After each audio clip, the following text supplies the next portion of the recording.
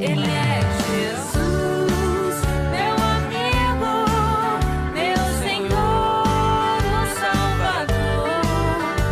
Só por Ele encontrei a vida eterna com Deus, com Deus, com Deus.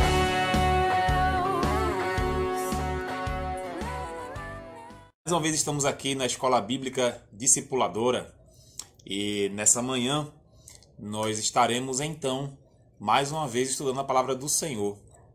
E já vamos então nesse momento fazer uma oração. Quero que você ore comigo para que Deus esteja nos abençoando naquilo que nós vamos conversar nessa manhã, tá bom? Então vamos orar? Oremos então. Senhor nosso Deus, te agradecemos, Pai, por tudo que o Senhor tem feito, por todas as coisas que o Senhor tem, ó Pai, dado aos teus servos, toda a capacidade, Senhor, que o Senhor tem nos concedido de entender a tua palavra, de entender, Senhor, o propósito de estarmos aqui hoje, Senhor. Agora vamos ouvir a tua palavra mais uma vez. Obrigado, Senhor, porque o Senhor é que nos deu esse propósito, o propósito de te glorificar, o propósito de aprender de ti, porque o Senhor se revelou a nós. Portanto, Senhor, seja com cada um que está agora na sua casa, nessa manhã de domingo. Abençoa cada um, Senhor, nas suas dificuldades também. Senhor, muitos que nos ouvem agora podem estar enfermos, alguns passando por algum problema. Que o Senhor tenha misericórdia de nós e possa nos abençoar e nos ajudar em tudo que nós estamos, ó Pai, vivendo. Muito obrigado mais uma vez. Obrigado, Senhor, por tua palavra. É no nome de Jesus que nós te agradecemos. Amém. Amém, querido? Amém, querida? Graças a Deus, então. Bom, irmãos, nós estamos, então, agora vamos começar mais uma jornada na nossa Escola Bíblica Discipuladora, não é? Nós terminamos as 5 aulas sobre discipulado, que você, tenho certeza, que acompanhou sobre discipulado. Aprendemos o que era discipulado, aprendemos, então, qual era o lugar do discipulado, sua dinâmica. E na última aula, no domingo passado, nós aqui falamos a respeito do caráter do discipulador. E quando nós falamos sobre o caráter do discipulador, nós entramos em um assunto. Esse assunto foi sobre a cosmovisão. Vocês estão lembrados? Cosmovisão. A gente falou sobre essa bendita cosmovisão e a gente aqui comentou que a cosmovisão é nada mais, nada menos do que aquilo que como nós enxergamos a vida, como nós enxergamos o mundo, né? Nós temos óculos e esses óculos nos faz enxergar as coisas da maneira que nós cremos. E aquilo que nós cremos é aquilo que nós, então, sabemos ou fomos ensinados a isso. E aí vem então, a nossa cosmovisão, né? Esses óculos para enxergar a vida, enxergar o mundo. E a partir disso, então, fica aquele gostinho, né, do quero mais. Assim, olha, então, como é que a gente tem uma formação de uma cosmovisão boa, não é? Como é que a gente consegue ter uma boa cosmovisão, uma visão de mundo boa? Isso vai ser de acordo com aquilo que você crê, com aquilo que você aprende e que crê, não é? Claro, né? Você tem que aprender e saber que aquilo ali é verdade para você.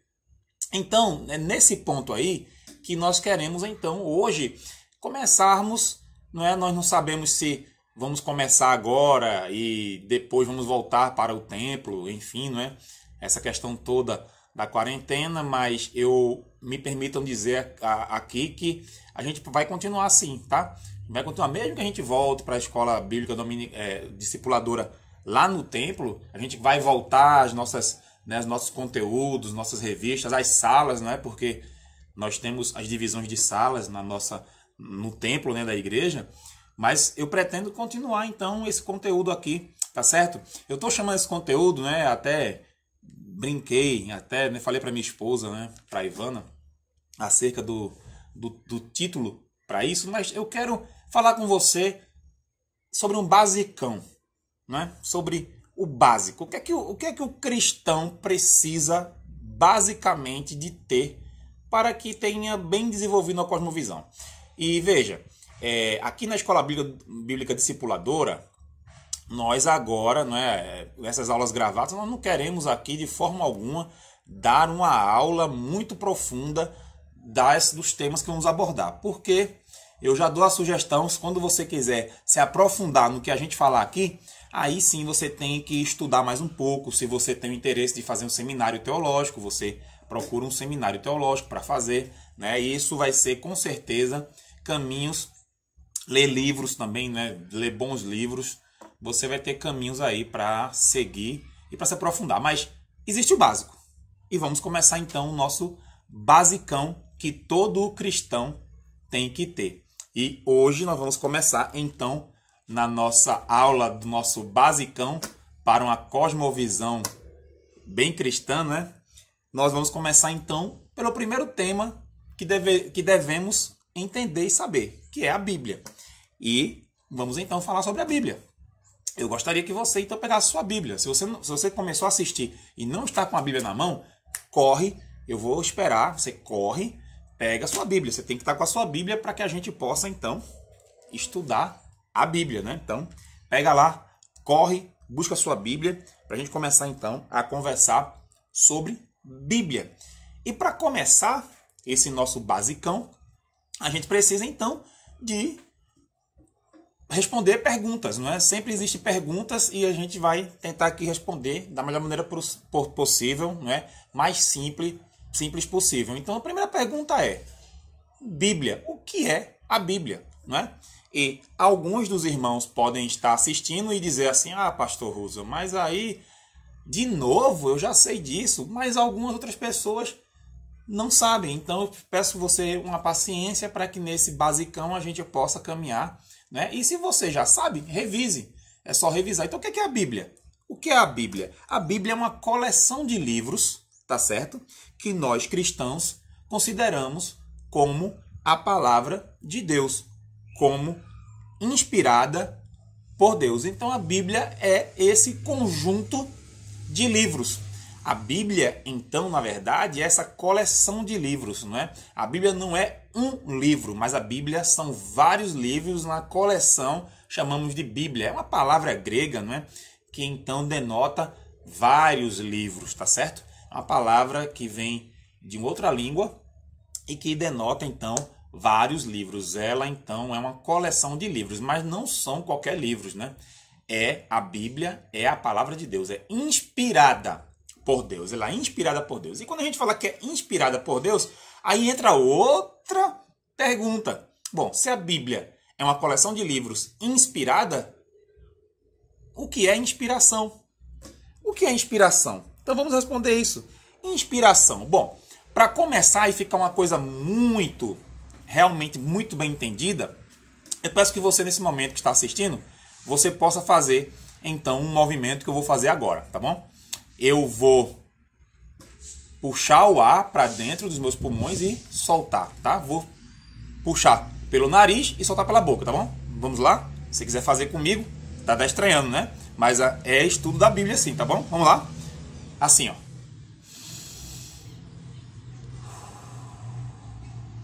Mais uma vez.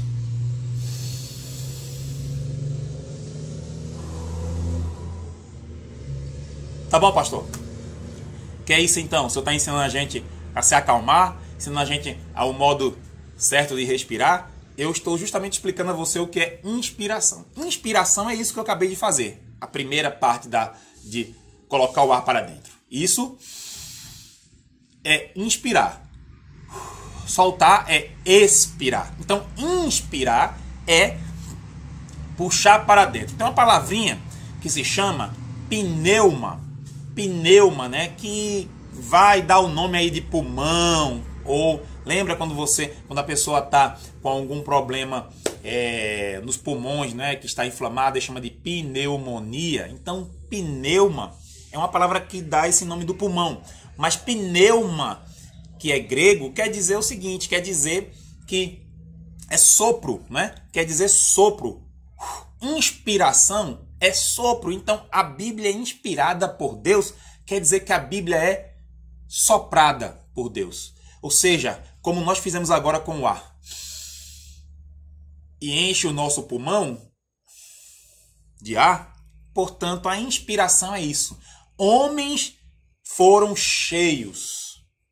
Deus soprou neles a sua palavra. Homens foram cheios da palavra e escreveram.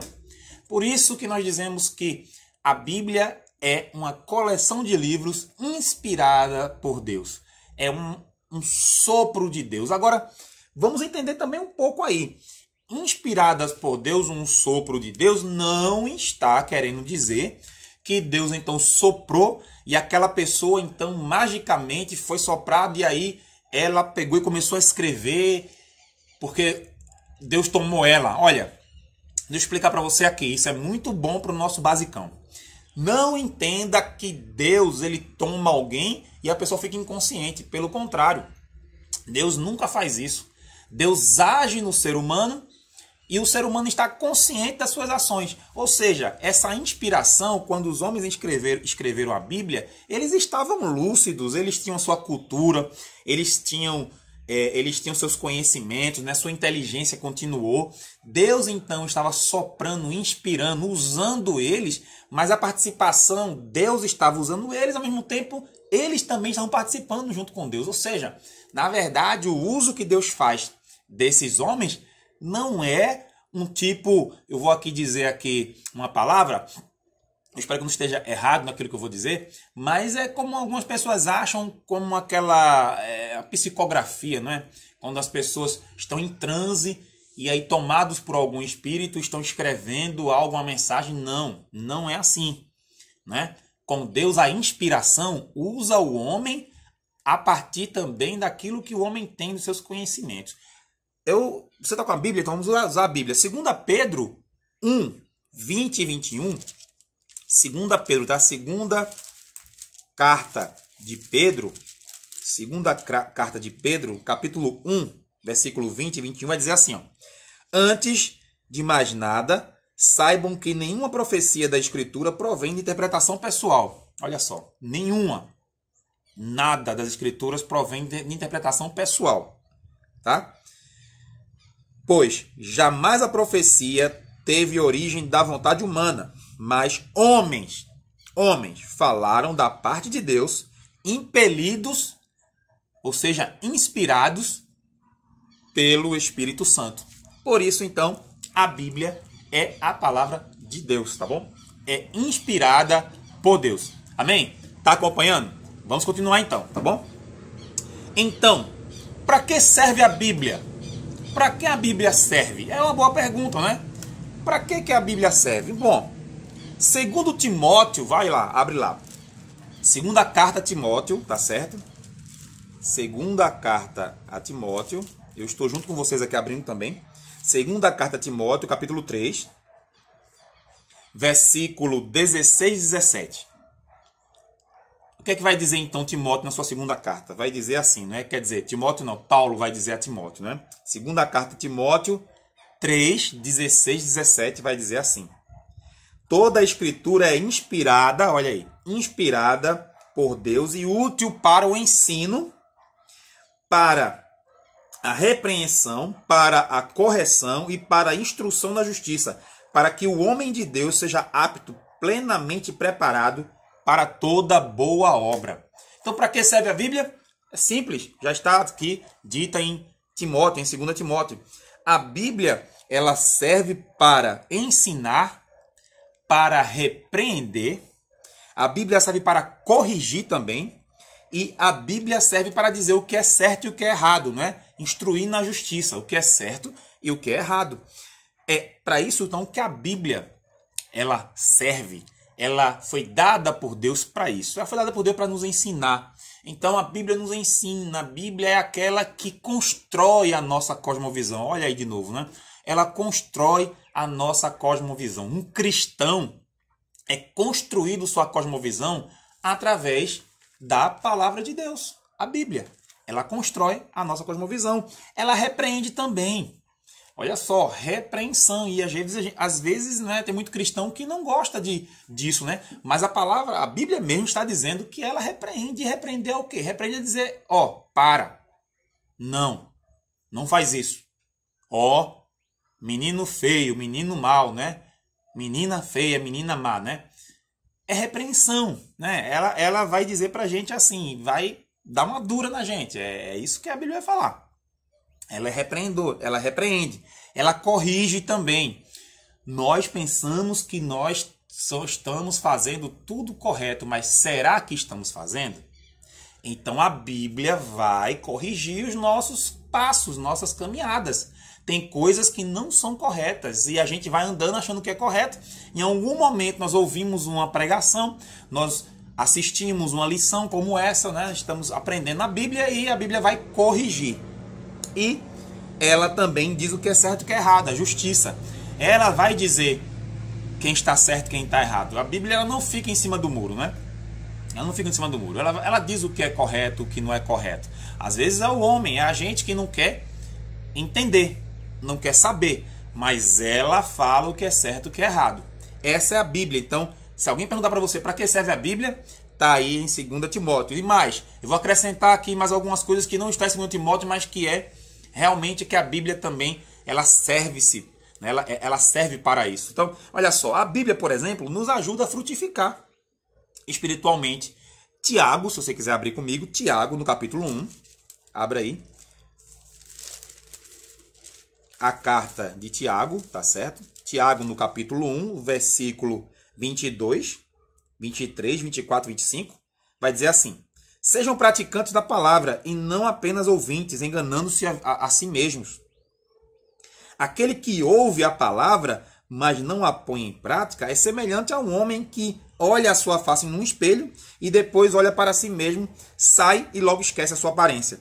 Mas o homem que observa atentamente a lei perfeita, que traz a liberdade, e persevera na prática dessa lei, não esquecendo o que ouviu, mas praticando, será feliz naquilo que fizer. Que maravilha! A Bíblia, então, serve para nós frutificarmos espiritualmente, não é? Se a gente ouve ela, se a gente pratica ela, nós não seremos como aquele homem que se olhou no espelho, viu sua fisionomia, sai e esquece. Então, o que é que viu? Se a gente fizer isso com a Bíblia, nós não vamos frutificar, mas ela, se for praticada, nós vamos ter frutos espirituais, tá bom? A Bíblia também nos ajuda a perseverar. A perseverar. Eu não vou ler para a gente poder adiantar aqui. 1 João 2, 12 até 14, primeira carta de João, tá? Não é o Evangelho, a primeira carta de João, 12. Primeira carta de João 2, 12 a 14, vai falar sobre perseverança. A Bíblia nos ajuda a perseverar firmes na doutrina, firmes naquilo que Jesus nos ensinou, não é? Ou seja, nós não vamos cair, nós não vamos estar caindo, nós não vamos estar fraquejando na fé, tá certo? Então, a Bíblia é a palavra de Deus. E por que eu tenho repetido nesse momento aqui, eu sempre estou falando, a Bíblia é a palavra de Deus, a Bíblia é a palavra de Deus? Porque nós entramos em outra questão. A Bíblia é realmente a palavra de Deus? E para responder isso, nós olhamos os textos que nós estamos lendo aqui, a inspiração que vem de Deus, que ela mesma está falando que ela é inspirada e serve para tudo isso, e que ela não foi, né, lá em 2 Pedro nós lemos, ela não foi escrita por vontade humana, mas por aquilo que Deus quis, ele soprou, ele revelou, ele inspirou esses homens. Ela é a palavra de Deus, mas eu quero que você entenda aqui nesse basicão uma coisa. Essa resposta, na verdade, não foi uma pergunta, essa resposta que a Bíblia é a palavra de Deus, pode parecer até muito comum para você. Mas existem por aí, né? Existem muitas pessoas, né? Muitos tipos de ensino, muitas teologias que vão apontar que a Bíblia, ela se torna a palavra de Deus. Como assim, pastor? Não é a mesma coisa? Não é a mesma coisa.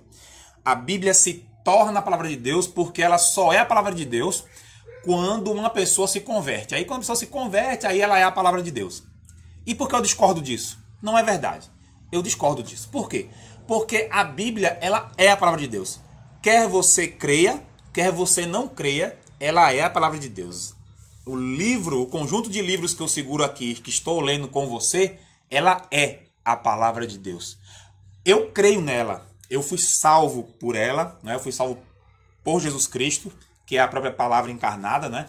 é a própria palavra em forma humana. Creio, fui salvo pelo Senhor Jesus Cristo e muitos não creem. Muitos vão ler e não creem, mas não é por isso que ela não é a palavra de Deus. Então, a Bíblia, ela não se torna a palavra de Deus, ela é. Quem não crê, não crê. Nem por isso Deus deixa de ser Deus, né? É como muitas vezes nós falamos das pessoas ateias, né? As pessoas que são ateus. Quando a gente fala assim, bom, ele não crê, mas se a pessoa não crê, nem por isso Deus deixou de existir.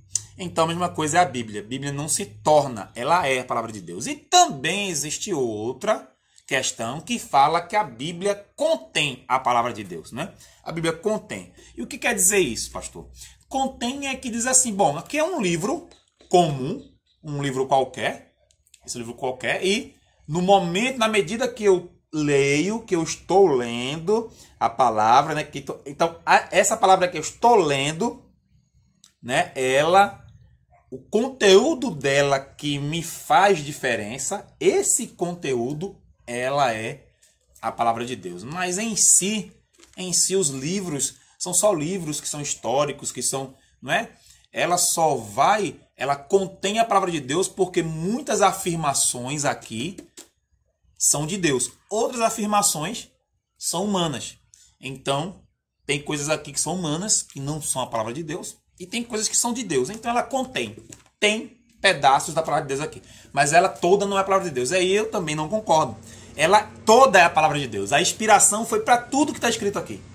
Tudo que foi escrito aqui está inspirado por Deus. Deus estava inspirando aqueles homens. E nada fuge do propósito de Deus. Portanto, se eu disser que ela contém, eu estou dizendo que só alguns pedaços têm a palavra de Deus. E não é verdade. Então não é só porque eu estou lendo e vejo que tem alguma palavra aqui, então ela tem alguma palavra de Deus, ela contém. Não, ela é a palavra de Deus. Ufa, né? Você percebe que a coisa é bruta, né? A gente pensa que, bom, é simples assim. É simples, mas requer um pouco de atenção. Então, a Bíblia é a palavra de Deus. Eu quero continuar com você para a gente chegar, né? Já chegando no fim do nosso estudo, eu quero falar um pouco de uma visão geral da Bíblia. E quando eu digo visão geral, é visão geral realmente. Um panorama rápido. Primeiro panorama é falar sobre os livros da Bíblia, né? Ora, nós estamos com a Bíblia na mão. Então, se você quiser ir no seu índice lá, né? Lá no comecinho da sua Bíblia, você tem um índice, né? É lá no comecinho, né? Cada Bíblia tem, né? A minha aqui tem escrito sumário, outros tem índice. Então, você vai olhar lá e vai perceber que o seguinte, que a Bíblia, ela tem lá um monte de livros.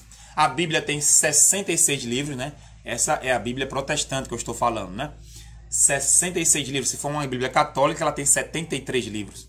Mas a Bíblia tem 66 livros. Ela é dividida em Antigo Testamento, com 39 livros, e Novo Testamento, com 27 livros. Então, esse é o conjunto dos livros que forma a Bíblia Sagrada. 66 livros, 39 no Antigo Testamento e 27 no Novo Testamento. O outro detalhe, bom, mas é uma coisa bem mais pessoal minha, mas não só minha, mas muitos também pensam assim, é que eu gosto muito de chamar o Antigo Testamento e o Novo. O Novo todo mundo já chama que é novo, né? Mas muitos chamam o Velho Testamento e o Antigo Testamento. Eu prefiro o Antigo Testamento, o nome antigo, porque velho dá uma conotação que não serve mais de nada, é velho. E o novo é que serve. Não, ele é antigo, porque sim, é a primeira aliança.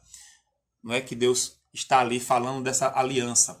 E nova aliança, Novo Testamento com Jesus Cristo. Mas, na verdade, tudo isso é a própria palavra, o antigo e o novo. E nesse panorama, nós podemos dizer claramente que a Bíblia, ela fala da origem do universo. Toda a Bíblia ela vai falar da origem do universo. Na verdade, mais Gênesis, né? Mas é óbvio que Gênesis dá a abertura para isso. Mas a Bíblia fala da origem do universo, especificamente Gênesis 1 e 2. E a Bíblia revela a origem do pecado e da morte. A origem do pecado e da morte. Você pode encontrar em Gênesis 3 a origem do pecado e da morte. E depois nela toda vai ser falado ainda sobre pecado e morte até o fim, né? Mas a origem ela está dizendo lá, ela revela isso. Ela revela também a promessa de redenção. e nós chamamos de redenção, o plano de salvação que Deus tem para a humanidade, né, para os homens. Então, o plano de redenção ou salvação, ela também informa para a gente. E deixando bem claro que é o Senhor Jesus Cristo. Lá em Gênesis 3,15, não é dito Jesus Cristo, mas é falado o descendente da mulher. E nós vamos claramente perceber que é Jesus, porque em Gênesis 3,15 fala dessa forma, e lá em Apocalipse, olha só, o último livro da Bíblia, Apocalipse, capítulo 22, versículo do 1 ao 5, aí voltamos e vemos agora claramente que é Jesus Cristo. Então, ela fala da redenção, mas ela fala bem assertivamente de que é o Senhor Jesus, é o Filho de Deus que vai então estar redimindo, salvando os homens pecadores, hein? E aí, nós temos então uma curiosidade, é que a Bíblia de Gênesis a Apocalipse fala então de um personagem, né? A gente acabou de falar aqui de Jesus Cristo, mas nós vamos colocar Jesus Cristo, ele é Filho de Deus, e nós sabemos que Deus é um Deus em 3 pessoas, Pai, Filho e Espírito Santo, mas é um só. Depois a gente vai ter uma aula sobre isso, tá bom? No nosso basicão vamos falar assim sobre Deus, e aí vamos falar todas as questões, tá bom? Mas Deus é um Deus só, mas subsistem 3 pessoas, não é? Perdão, subsiste não. Existe em 3 pessoas, né? Deus, e ele então existe em 3 pessoas, né? Em plena comunhão. Pai, Filho e Espírito Santo, mas é um Deus só, tá bom? Não são 3 deuses. Um Deus só que então em 3 pessoas ele existe. E aí o que acontece? Bom, a Bíblia de Gênesis e Apocalipse fala de um personagem. O principal personagem da Bíblia não é Moisés, não é Adão e Eva, não é Josué. Enfim, eu posso citar todo mundo aqui. A Bíblia tem um principal personagem, Deus. Deus. E aí eu estou dizendo Deus, entenda, é Deus Pai, é Deus Filho, é Deus Espírito Santo. Mas o principal personagem é Deus. É essa que é a Bíblia. Então, todo lugar, todos os escritos, quando você estiver lendo, todas as histórias, sejam livros históricos, seja os 5 primeiros livros, enfim, seja poesia, canções, seja, né, a Bíblia toda. Quando você está lendo a Bíblia, você vai perceber que existe um personagem principal, Deus. E nisso nós percebemos que Deus é principal em todos os livros. E aí vinha outra curiosidade. É que a gente vai perceber então que existe uma história contada ali de Gênesis e Apocalipse, onde o principal personagem é Deus. Então, ali está sendo contada a missão de Deus. É a própria história da missão de Deus. Mas como assim, pastor? Missão de Deus? Sim, missão de Deus. Deus, ele quer redimir, ele quer salvar a humanidade e ele quer fazer tudo novo, não é? Tudo novo, ou seja, salvar o homem desse pecado. E o pecado veio e acabou com tudo. Nós vamos também estar falando no basicão sobre pecado, outro momento. E o que acontece? Então, esse Deus, ele em toda a história da humanidade, ele vai ter então um processo até chegar no final, que ainda não chegamos, né? Ainda estamos vivendo esse processo, ainda não chegamos. Então, tudo vai acontecer conforme as profecias, até que tudo chegue ao fim, até que novos céus, nova terra, tudo então seja redimido, tudo seja feito novo. Então, essa é a missão de Deus. A gente chama de Missio Dei. É a missão de Deus, é a história que a Bíblia conta. Então, a Bíblia conta essa história. E o principal personagem é Deus. Os outros são personagens secundários. Então, você vai ver outros, todos eles participando da história, como Davi, como Sansão, enfim, como tantos outros e secundário. É claro que quando eu estou falando de Deus, e como eu já falei, Pai, Filho e Espírito Santo, então, óbvio que em toda a Bíblia a pessoa de Jesus Cristo está ali também, né? Está sendo apontada a pessoa de Jesus Cristo. Tenha certeza disso, porque Jesus é Filho de Deus, é a segunda pessoa da Trindade, portanto, é também o principal assunto, o principal personagem de toda a Bíblia. Essas são as curiosidades que eu tenho para dizer a vocês. Eu me esqueci aqui, né? Não me esqueci, eu passei, né, direto aqui, mas a Bíblia foi escrita por 40 autores, tá certo? 40 autores, olha só, 40 pessoas escreveram. E aí você diz assim, se juntaram todo mundo para escrever? Não, 40 pessoas em vários tempos, né? Foram 1.600 anos aproximadamente. 1.600 anos, 40 pessoas escrevendo no seu tempo. de uma forma aleatória, aí eu coloco aspas aqui, aleatória, mas na verdade não foi aleatório. O Espírito Santo, Deus estava soprando, inspirando esses homens, até que um dia tudo isso foi juntado, e esses 40 autores todos se juntaram, e nós temos a nossa querida palavra de Deus, a Bíblia Sagrada, aqui conosco, a palavra de Deus. Amém? Que bom! Então, eu espero que você tenha aprendido um pouco mais sobre o que é a sua Bíblia. E eu te dou um desafio. A partir de hoje, comece a ler a sua Bíblia. Se você nunca leu ela, ou se você não leu nenhum evangelho, então comece pelo Evangelho de João. Comece lendo o Evangelho de João. É um desafio que eu faço para você. Se você não, pastor, já li o Evangelho de João, então te desafio agora para você ir lá no Antigo Testamento. Vai no Antigo Testamento e começa a ler Gênesis, para você entender então todo o processo. Né? Já que você leu João ou leu mais de um Evangelho, agora você volta para Gênesis e lê Gênesis. Mas leia a sua Bíblia. É formidável. Isso vai fazer com que seus óculos, né, sua lente, né, a lente que você vê o mundo, vai mudar. Porque eu tenho certeza que a Bíblia vai mudar a sua forma de ver o mundo, tá bom? Deus abençoe e que nós venhamos a continuar, então, nos próximos domingos, esse basicão nosso, tá certo? No próximo domingo, a gente quer falar, se Deus quiser, né? A gente vai falar, então, sobre existem erros na Bíblia? Como ler e estudar a Bíblia de uma melhor forma. Então, grava aí. Existe erro na Bíblia? Tem uns erros na Bíblia aí, o pessoal fala por aí. Será verdade? E como é que a gente lê e estuda a Bíblia de uma forma que a gente possa aprender?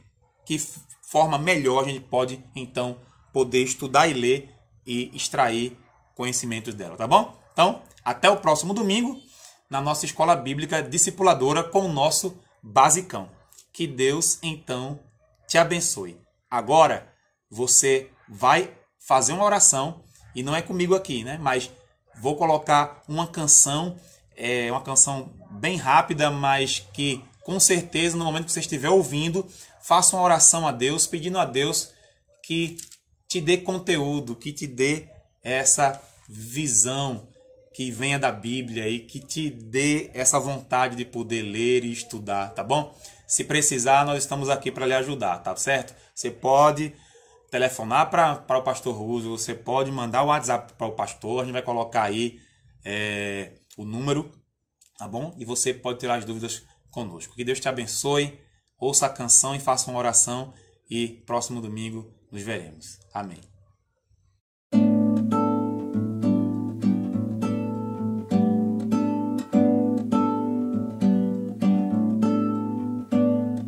Não quero ser como nuvem sem água, levada por ventos daqui